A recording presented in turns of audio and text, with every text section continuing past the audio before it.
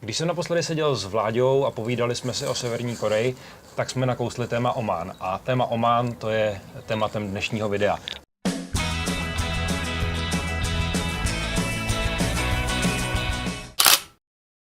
Vláďo, ještě jednou ahoj. Nazdar. Omán, cestovatelská destinace, která postupně získává na oblibě. Mohl bys třeba v krátkosti říct, proč si myslíš z tvýho pohledu, že to tak je? Ale já si myslím, že ten hlavní důvod je bezpečnost. Protože je to Orient, Blízký východ, že jo, je to sultanát a zároveň je to neskutečně bezpečná země. Takže je to pro spoustu lidí možnost, jak navštívit tuhletu oblast ve velkém bezpečí a navíc komfortu. Takže kdybys měl charakterizovat Omán, co by se tam dalo dělat? Je to bezpečná země, která má perfektní infrastrukturu, neskutečně milí obyvatelé, má orientální odkazy, je to strašně jako zajímavý vyžití tam, protože to, co najdeš v Ománu, jen tak nenajdeš někde na světě. Takže jako nejlepší, co tam dělat, je rozhodně jezdit po různých vádí, což jsou místa, které jsou pravidelně zaplavované, jsou tam nějaký přírodní jezírka, palmy, oázy a tohle je pro nás třeba pro Čechy strašně poutavý. Jsou tam různé hory, horské treky, dá se tam navštívit spousta starých vesnic třeba, kdy můžeš prolézat baráky, které jsou opravdu hodně starý a opuštěný, takže takový bludiště. Takže to vyžití a prostě místa, co fotit, tam je určitě spousta. Jednoznačně. Pro jaký cestovatele to je a pro jaký cestovatele bys to naopak nedoporučil? Ale je teda pravda, že Omán je vlastně destinací, která vyžaduje trošku víc peněz, protože nemůžeš tam jezdit jako baťuškář nějakýma autobusama, vlakama, ty tam dokonce ani nejsou. Musíš si prostě půjčit auto. Jestli je v Omán něčem specifický, takže si musíš půjčit do Ománu auto, a jestli chceš zažít ty nejlepší zážitky, jak si musíš půjčit ještě 4x4. Aby si mohl jezdit po poušti, aby si mohl jezdit prostě mimo cestu, protože oni tam mají luxusní kvalitní dálnice, silnice, všechno nádhera, ale samozřejmě to nejzajímavější je mimo. Takže musíš vyjet a potřebuješ nějaký offroad. Takže chtě nechtě Omán tě vlastně tlačí do takového luxusu na cestách. Cestování s autem po Ománu je zajímavá věc. Spoustu informací najdete zase v článku, který odkaz bude pod videem. Vypíchneme tady jenom to nejzajímavější. Vláďo, když jsi půjčoval auto, máš pár rad k tomu, jak si půjčit auto, co si určitě nezapomenout, na co dát pozor, bys to shrnul. Ale když si půjčuješ auto, tak je určitě nejlepší zařídit si rezervaci přes internet, protože jenom tak budeš mít neomezený míle a nemusíš doplácet potom.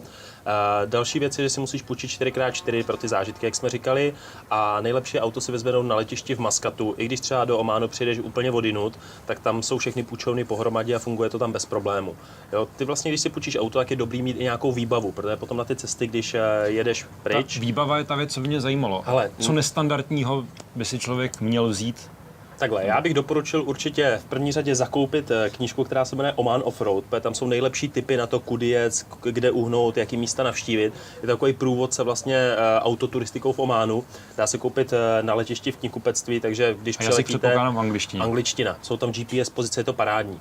Dál určitě lopatku, mít nějaký lano, určitě si vzít nějaký zásoby, vzít si třeba i nějaký nůž velký kapesní na uřezávání třeba keřů, po kterých potom potřebuješ výjíždět, když zapadneš a tak.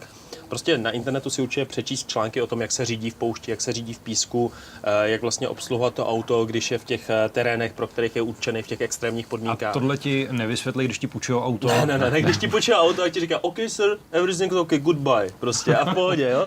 A nic, jo. Takže i když se třeba ptáš, ne, jak se přepíná jakoby na 4x4 z klasického režimu, tak on ti říká tam. A tím to skončilo. Já jsem říkal a jak, takže jsem si potom jako musel googlit, jak to, jo, že ho dát na neutrál, přehodit a tak. Zmínil jsi googlit signál mobilní. Ku podivu v Ománu, všude, kde je nějaká civilizace, funguje krásně internet. Já jsem si koupil místní SIM kartu zase na letišti, opravdu to ománské letiště je perfektní, tam sežene všechno, co potřebuješ.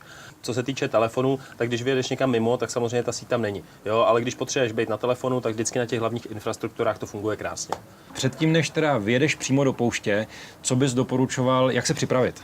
Ale rozhodně nezapomenout na to, že vyfouknout gumy, prostě upustit gumy, tak je jedna z nejlepších rád, jo? Protože když jedeš v té poušti, tak ta vypuštěná guma dokáže nějak kopírovat ten písek a nezařezává se jako přímo, takže určitě vypustí gumy. A vypustit je fakt hodně a nebát se toho. Ale jenom pro jízdu v poušti, jo? Když budete potom jezdit třeba po kamenech nebo někde jinde, tak tam je zase potřeba mít gumy tvrdý. Ideální věc mít buď půjčený nebo kompresor, aby řekl bych, že jasně, ale na každý benzínce ho většinou mají, jo? Sem tam nefunguje, ale jako i třeba za různýma obchodama ho mají, jo? Třeba lidi, co žijou blízko pouště, ho mají. Zmínil si benzín, jak často benzínky potkáváš, nepotkáváš? Samozřejmě nemyslím teď v tuhle chvíli v poušti, tam je asi nepotkáváš.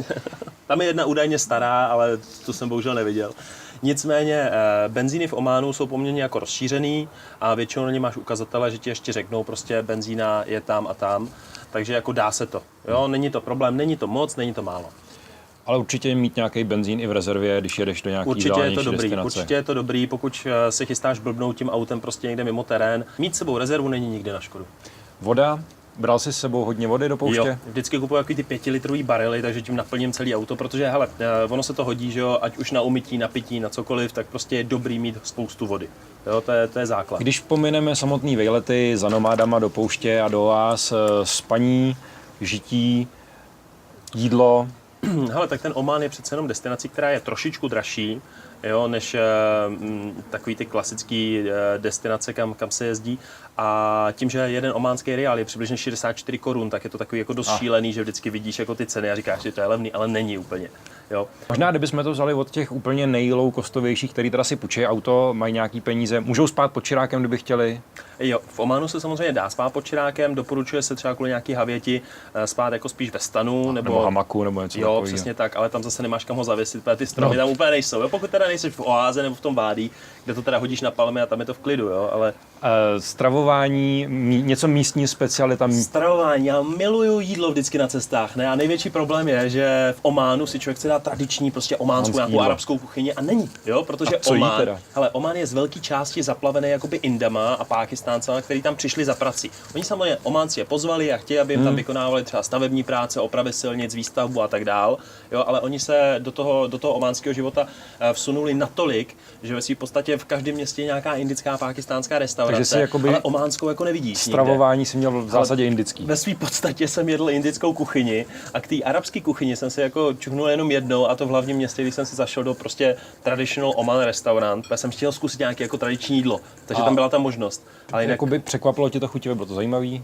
Ale bylo to rozhodně zajímavý, ne, že bych si nějak extra pochutnal, ale byl jsem spokojený. Zůstaneme odpovědi, bylo to zajímavé, aby jsme neurazili místní kulturu. Ano, bylo to zajímavé.